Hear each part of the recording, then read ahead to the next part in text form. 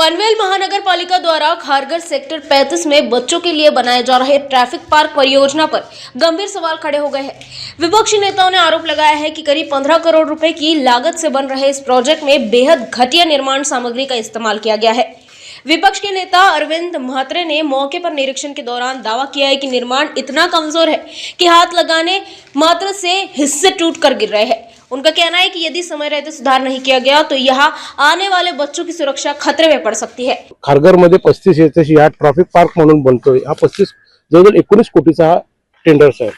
तर त्याच्याविषयी 15 कोटी 81 लाखाचं टेंडर असताना आज विलो करून 14 कोटी रुपये 60 लाखाचं हा टेंडर काढलेला आहे। आणि हा टेंडर काढला असताना ज्यावेळी माझ्याकडे स्थानिक नागरिक रोशन म्हात्रे असू द्या किंवा माझे सहकारी नगरसेवक तुषारजी पाटील असू द्या याही तक्रार केली। आम्ही महिना 2-2 महिन्यापासून पत्र व्यवहार करतो की ते निकृष्ट दर्जाचं काम चालू आहे, पण अधिकारी येत नाही, आमच्या त्या पत्राचा दखलचं काही कोणी घेत नाहीत। त्याच्यामुळे मी स्वतः मला विनंती केली, मी पाहायला आलो तर खरंच एकदम थप झालो।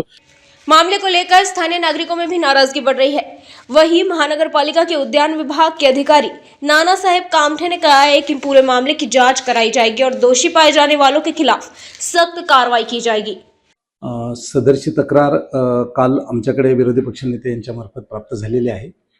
या तक्रारीच्या अनुषंगाने सदर कामाची चौकशी आपण टेक्निकल आमचे अभियंते आहेत यांच्यामार्फत करून घेऊ आणि जर तसं काही चुकीचं आढळून आलं असेल तर संबंधित कॉन्ट्रॅक्टर किंवा यांच्यावरती आपण कारवाई करण्यासाठी प्रशासन दक्षता घेत आहे।